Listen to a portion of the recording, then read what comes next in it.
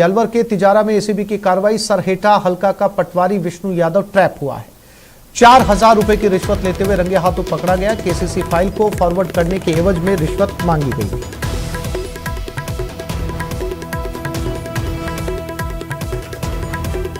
अलवर के तिजारा में एसीबी की कार्रवाई। केसीसी फाइल को फॉरवर्ड करने के एवज में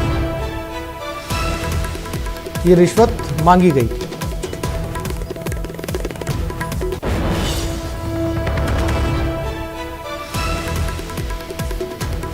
₹4000 की रिश्वत लेते हुए इस पटवारी को पकड़ा गया।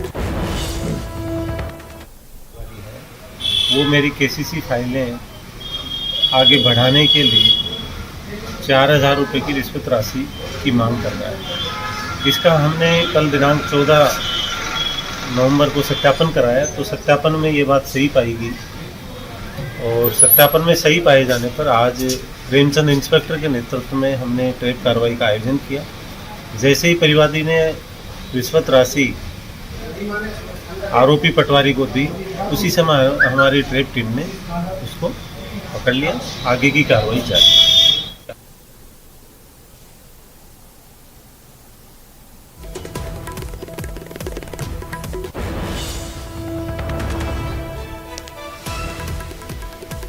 ये खबर दौसा से है। हाईवे पर डिवाइडर से एक बाइक टकरा गई। हादसे में एक बाइक सवार की मौत हो गई, एक घायल हो गया। मानपुर थाना क्षेत्र में यह हादसा हुआ है। पुलिस ने घायल को अस्पताल में भर्ती करवाया।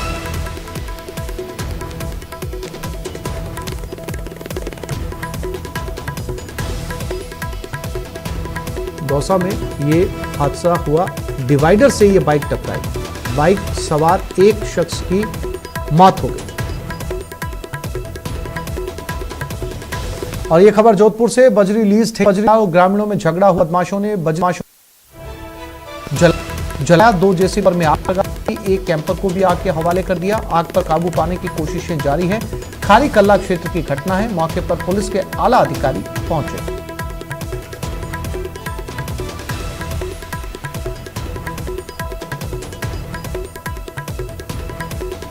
तो गांव वालों और ठेकेदारों में ये झगड़ा हुआ है। इसमें गांव वालों ने कई गाड़ियों को आग के हवाले कर दिया।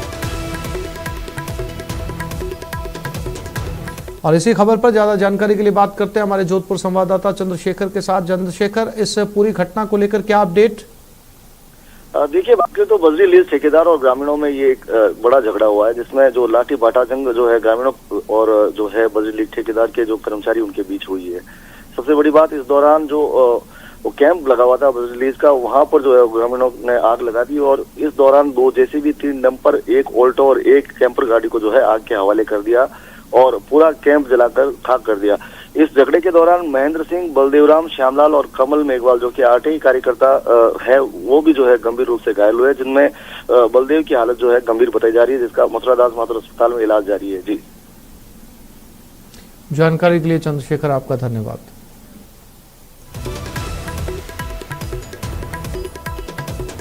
ये खबर भरतपुर से। बेरोजगारी से तंग आकर एक युवक ने सुसाइड की। फांसी का फंदा लगाकर मौत को गले लगा लिया। कस्बे के लाल दरवाजा कॉलोनी का यह मामला है। लंबे समय से रोजगार की तलाश में था युवक।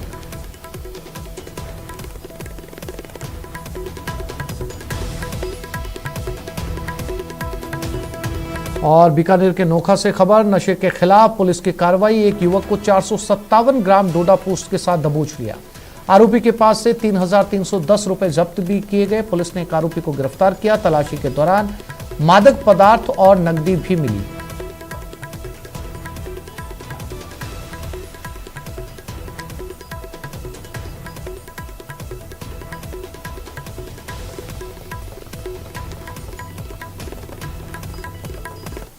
सरस डेयरी में महाभ्रष्टाचार मामला। जयपुर में सरस डेयरी में महाभ्रष्टाचार का मामला सामने आया था। सरस डेयरी प्रबंधन द्वारा महाभ्रष्टाचार पर अब लिपापोती शुरू कर दी गई। डेयरी चेयरमैन के परिजनों और वरिष्ठ अधिकारियों पर गंभीर आरोप लगे हैं। कौथून और दौसा समितियों द्वारा अनियमितताओं की जांच शुरू की गई। समितियों के खिलाफ मिली है डेयरी प्रबंधन को गंभीर शिकायतें। अमानक दूध और दूध की जगह पानी के टैंकर सप्लाई करने की शिकायत है।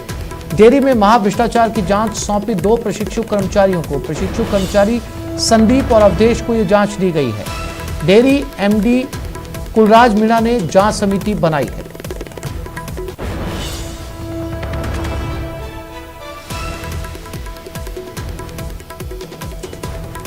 और अब बात उदयपुर की, जहां रेलवे ट्रैक ब्लास्ट मामले में एटीएस एसओजी की टीम ओडा ब्रिज पहुंची। एटीएस एसओजी की टीम ने ओडा ब्रिज का जायजा लिया। इस दौरान एडीजी अशोक राठौड़, इंटेलिजेंस के एडीजी एस सेंगाथीर, उदयपुर एसपी विकास कुमार सहित कई आला अधिकारी मौजूद रहे। एसओजी एडीजी अशोक कुमार ने मीडिया से बात करते हुए कहा कि जिस तरह से ब्लास्ट हुआ है उसमें साजिश की बात से इनकार नहीं किया जा सकता।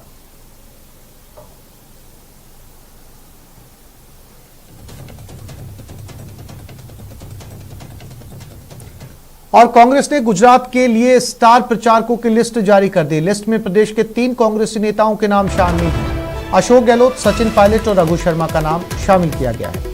पहले फेज के लिए लिस्ट में 40 नेताओं के नाम शामिल हैं। सोनिया, राहुल और प्रियंका गांधी का नाम भी इस लिस्ट में लिखा गया है।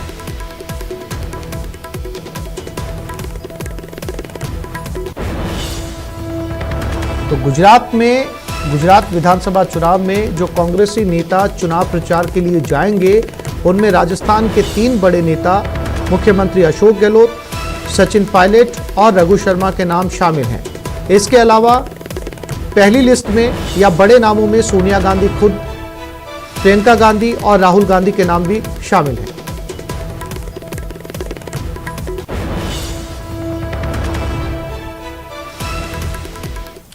राजस्थान के सरदार शहर विधानसभा सीट पर उपचुनाव के लिए भारतीय जनता पार्टी ने प्रत्याशी का ऐलान कर दिया। पार्टी ने सीट पर अशोक कुमार पिंचा को प्रत्याशी बनाया है।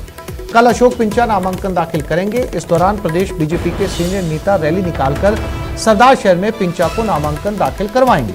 अशोक पिंचा 2008 से 2013 तक बीजेपी विधायक रहे हैं। जैन समाज से ताल्लुक रखते हैं। 62 साल के पिंचा जनसंघ के जमाने से पार्टी और विचारधारा से जुड़े हैं। आपको बता दें कि सरदार शहर उपचुनाव के लिए 5 दिसंबर को मतदान होगा। 8 दिसंबर को मतगणना के बाद चुनाव परिणाम घोषित किए जाएंगे। कांग्रेस विधायक पंडित भंवरलाल शर्मा के निधन के बाद उपचुनाव हो रहे हैं।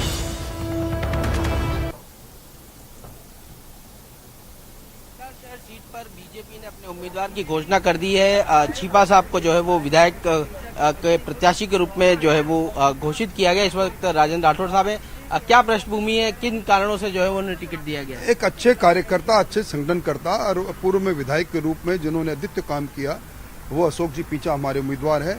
आम कार्यकर्ताओं से उनका लंबा जुड़ाव रहा है। उनकी धर्मपति नगर परिषद सरदार शहर की अध्यक्षा रही है। उनके कालखंड में बहुत अच्छे काम हुए हैं और सारे कार्यकर्ताओं की पसंद है। आम कार्यकर्ता अपने दम खम पर अशोक पिंचा को चुनाव लड़ाएंगे। वो आर्थिक रूप से इस बार चुनाव लड़ना नहीं चाहते थे, पर कार्यकर्ताओं ने कहा हम नोट भी देंगे, वोट भी देंगे और इसी तर्ज पर हम चुनाव लड़ेंगे। वहाँ पर विरोध भी हो रहा है, क्योंकि अभी बताया कि जाट समाज जो है वो विरोध कर रहा है। कोई भारतीय जनता पार्टी के साथ जुड़े हुए लोग भारतीय जनता पार्टी के साथ रहेंगे। ये कतिपय कांग्रेस की चाल है। कुछ लोगों को बुलाकर वो विरोध जो इकट्ठे होते हैं उनको कह रहे हैं कि बीजेपी के विरोध है। ये दूसरे लोग जो कांग्रेस छोड़ के जो अलग जा रहे हैं, उन्होंने अपना गुट बना के अलग से कोई विरोध किया होगा। सर, एक लास्ट सवाल की, जिस प्रकार से उपचुनाव में बीजेपी की हमेशा जो लास्ट उपचुनाव उसमें स्थिति सही नहीं हुई, सिर्फ राजसमंद को छोड़कर, क्या लगता है इस बार चूंकि चुनाव जब हो रहा है, जब सरकार का कालखंड लगभग व्यतीत हो चुका है, सरकार के पास काम करने के अंतिम 10 महीने 8 महीने हैं, इसलिए इस बार ये चुनाव दूसरे चुनाव से अलग होगा। सरकार की विफलताओं को लेकर जनता के बीच में आएंगे और जीतेंगे। बहुत बहुत धन्यवाद। तो ये राठौड़ साहब है जिन्होंने अपनी बात जो है वो कही है। कैमरा पर्सन दिलीप चेची के साथ सौरभ गृहस्थी, न्यूज़ 18 राजस्थान, जयपुर। भीलवाड़ा की जहां चोर एटीएम मशीन उखाड़ कर ले गए। पहले तस्वीरें देखिए। चोर एटीएम के अंदर दाखिल होता है, देखते ही देखते एटीएम को उखाड़ ले जाता है। यही नहीं, एटीएम मशीन के अंदर जो सीसीटीवी कैमरों पर स्प्रे भी करता है ताकि कैमरे में कुछ भी रिकॉर्ड ना हो। मामला भीलवाड़ा जिले के आसीन क्षेत्र के शंभूगढ़ का है, जहां पहले चोरों ने एटीएम की रेकी की, फिर देर रात पूरे एटीएम को उखाड़ कर अपने साथ ले गए। इस मशीन में 27 लाख रुपए थे। फिलहाल पुलिस चोरों की तलाश में जुटी है।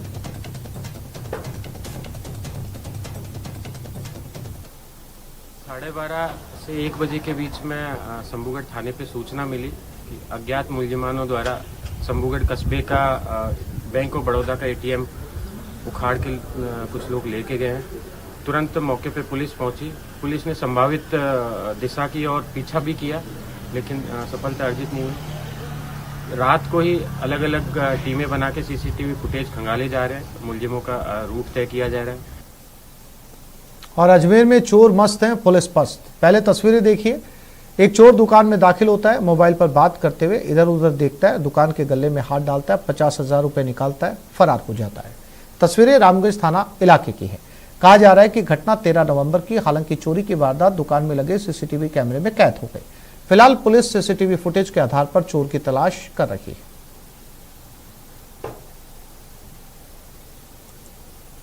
तो दुकान के बाहर लगे उनके काउंटर में से किसी व्यक्ति ने 50,000 रुपये निकाल लिए। उस संबंध में उन्होंने जब रात को चेक किया गले को तो उसमें से 50,000 रुपये गायब मिले, जिसकी सीसीटीवी में रिकॉर्ड हो गई है। सीसीटीवी देखने पे एक व्यक्ति द्वारा चोरी की घटना दिखाई दे रही है। इस संबंध में थाना रामगंज पर प्रकरण संख्या 518/2022 धारा 379 आईपीसी में दर्ज किया जाकर अनुसंधान श्री मणिराम जी एसए साहब के जिम्मे किया गया। प्रकरण में अनुसंधान जारी है। और अब आपको एक बाइक चोर की तस्वीर दिखाते हैं। बाइक चोरी होते हुए लाइव, गौर से देखिए इस चोर को। पहले चोर आराम से बाइक के पास पहुंचता है, खड़ा होता है, इधर उधर देखता है, महज 30 सेकंड के अंदर बाइक चुराकर फरार हो जाता है। तस्वीरें रातानाडा थाना क्षेत्र के हाईकोर्ट कॉलोनी की है। ये तस्वीरें बताने के लिए काफी हैं कि आखिर जोधपुर में बदमाश किस कदर मस्त हैं और पुलिस पस्त। चोरी की वारदातें बढ़ रही हैं और पुलिस के पास नतीजे सिफर।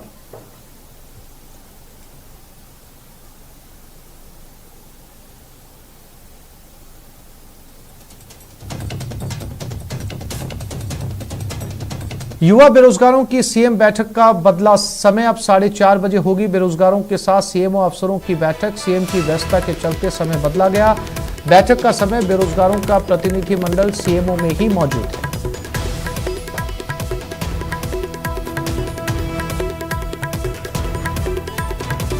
तो आज बैठक 4:30 बजे शुरू होगी। कारण बताया जा रहा है सीएम की व्यस्तता का। पहले जल्दी शुरू होनी थी, लेकिन अब समय बदला गया है और इन संगठनों के साथ सीएमओ में आज ये बैठक है।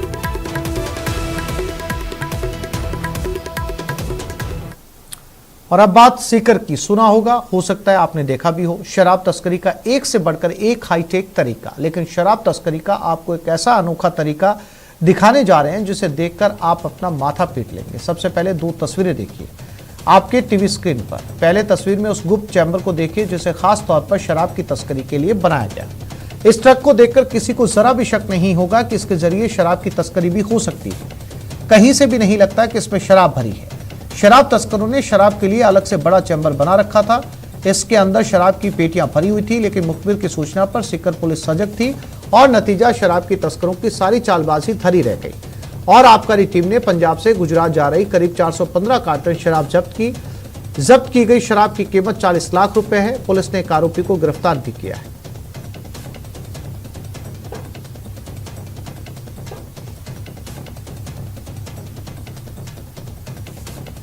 मुखबिर से हमें सूचना मिली थी कि एक पंजाब से भरा हुआ ट्रक है वो गुजरात के लिए रवाना हुआ है और ये नवलगढ़ रोड के माध्यम से जयपुर होता हुआ गुजरात के लिए निकले।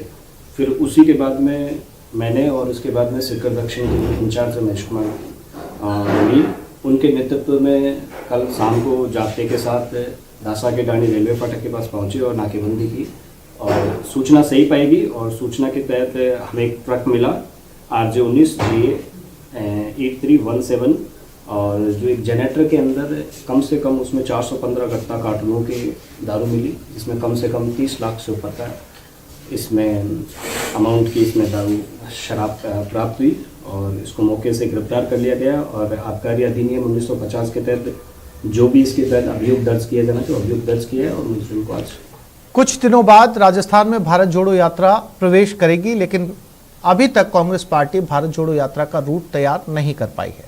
भारत जोड़ो यात्रा के रूट को लेकर चल रहे आंतरिक खींचतान को लेकर हमारे संवाददाता आशीष शर्मा ने कृषि विपणन मंत्री मुरारी लाल मीणा से बात की। अगले महीने भारत जोड़ो यात्रा दौसा आने वाली है और उसकी कांग्रेसी तैयारी कर रहे हैं। सर, अब तक के शेड्यूल की बात करें, क्या किस तरह की तैयारी है और क्या रहेगा?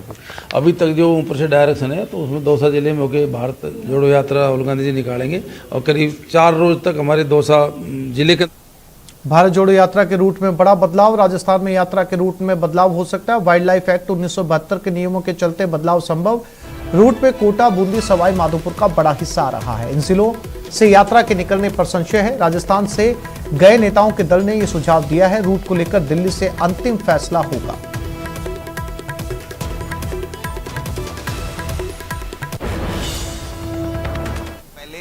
मैप से बनाया गया था। फिर जाकर के दिल्ली से AICC से जो बैजू जी हैं उनकी टीम ने उसको देखा है। तो जो अभी 3-4 रोज पहले जो देख करके आए थे रामलाल जी और धर्मेंद्र जी और प्रमोद जैन भाया जी, तो मोस्टली तो वही है। फिर भी अंतिम फैसला AICC जो भारत जोड़ो यात्रा जो देख रहे हैं, दिग्विजय सिंह जी, KC वेणुगोपाल जी वगैरह जो भी हैं, वो इसको फाइनल करते हैं। हमारे पास में फाइनल रूट जो ही आ जाएगा हम सबको बता भी देंगे और उस रूट के ऊपर सारी व्यवस्थाएं भी करेंगे।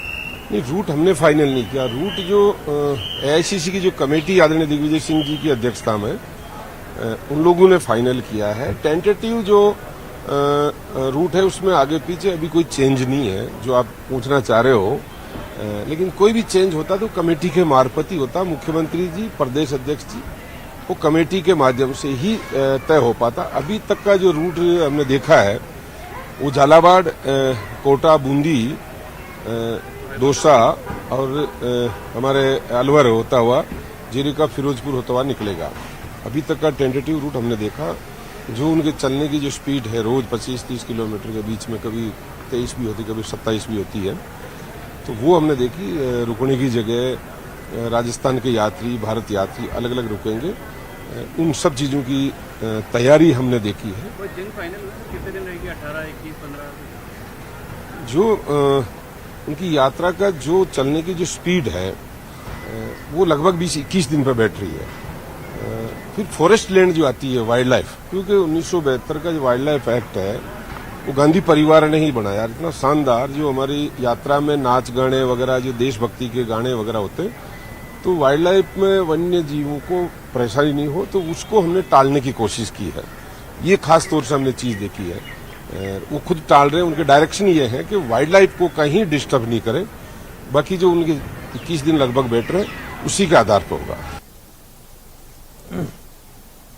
और इसी खबर पर हमारे साथ संवाददाता सचिन शर्मा जयपुर से जुड़ गए। सचिन, बहुत जल्द भारत जोड़ो यात्रा राजस्थान में एंटर होने वाली है और उससे पहले रूट को लेकर ये तकनीकी खामी, क्या वजह है रूट बदलने की, और जो पहले से रूट डिसाइड था उस पर ना आने की क्या वजह?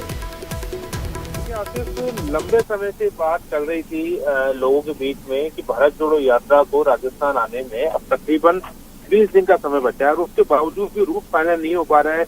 राजस्थान में भारत जोड़ो यात्रा के प्रभारी हैं वो जयपुर आके चले गए। उन्होंने प्रेस कॉन्फ्रेंस कर दी, लेकिन प्रेस कॉन्फ्रेंस में रूट नहीं बता पाए। तो बहुत लंबे समय से बातचीत चल रही थी कि भारत जोड़ो यात्रा के रूट में बदलाव हो सकता है। और अब जब जो कल महाराष्ट्र जाके आए हैं, उनके जो मंत्री थे, चाहे रामलाल जाट हो, प्रमोद जैन भाया हो, उनके साथ में आते किसी चेयरमैन धर्मेंद्र राठौड़ हो, कि तमाम लोग रूट की लगातार रेकी कर रहे थे। जो तय रूट था भारत जोड़ो यात्रा का, उसकी लगातार ये लोग रेकी कर रहे थे। लेकिन अब सबसे बड़ी बात देखिए ये है कि पूरी राजस्थान का बहुत बड़ा हिस्सा इसमें आ रहा था। दौसा होते हुए, सवाई माधोपुर होते हुए रूट को अलवर निकलना था। अब नई बात निकल के सामने आई कि जो वाइल्ड लाइफ एक्ट 1972 है, जो गांधी परिवार द्वारा ही बनाया गया था, उसके तहत तीन जो है वो वाइल्ड लाइफ के क्षेत्र आ रहे हैं। झालावाड़ और कोटा का कुछ हिस्सा आ रहा है जिसको दर्रा अभ्यारण्य कहा जाता है। बूंदी, लाखेरी में भी जो है उस अभ्यारण्य का जो है काफी हिस्सा आ रहा है। और सवाई माधोपुर में तो टाइगर रिजर्व है। अब ऐसे में अगर वहां से यात्रा निकलती है तो पैदल इतने लोगों को निकलने की अनुमति नहीं होगी। अगर उस रूट को पार करना है तो फिर गाड़ी में बैठ के पार करना पड़ेगा। लेकिन भारत जोड़ो यात्रा का जो हम कह सकते हैं कल्चर, वो पैदल चलने का है। तो इन तमाम तरह की चीजों को लेकर सारी रेकी की गई। अब जब महाराष्ट्र गए तो दिग्विजय सिंह को भी ये सारी चीजें इस दल ने बताई हैं। हालांकि अंतिम फैसला दिग्विजय सिंह को लेना है, लेकिन ये बहुत बड़ा मामला होगा अगर रूट बदलेगा किस राज्य में। और राजस्थान में इसको बदलने की बात इससे भी लगातार आ रही थी, क्योंकि विजय फैसला जो है वो कह चुके हैं कि उस रूट से निकलेंगे तो हम विरोध करेंगे क्योंकि हमारी मांगे पूरी नहीं हुई। सचिन पायलट का भी वहाँ अच्छा खासा प्रभाव पड़ता है, तो ये बात भी आ रही थी कि उस वजह से भी शायद हो सकता है रूट को कुछ परिवर्तित किया जाए। तो तमाम तरह की चीजों के बीच में अभी एक हम कह सकते हैं कि एक गली निकाली गई है। वाइल्ड लाइफ की बात कही गई है कि वाइल्ड लाइफ को लेकर जहाँ जहाँ वाइल्ड लाइफ के क्षेत्र आए थे वहाँ रूट को बदला गया है। और रूट कितना बदला जाता है, कितना नहीं बदला जाता है, ये तो जो दिग्विजय की कमेटी है भारत जोड़ो यात्रा की, वो फाइनल करेगी, वो तय करेगी। लेकिन ये आज की सबसे बड़ी खबर है, क्योंकि जो दल अभी महाराष्ट्र से लौटा, जब उनसे बात की गई, पीसीसी जी गोविंद सिंह डोटात्रा हो या रामलाल जाट हो, तो उन्होंने कहा कि ये अड़चन जरूर आ रही है। अब इस बात को लेकर मुख्यमंत्री को भी रिपोर्ट सौंपी जी, जाएगी। सचिन। खुद सचिन पायलट जो है वो कल जी, जानकारी के लिए आपका धन्यवाद। तो इस बुलेटिन में फिलहाल इतना ही। नमस्कार।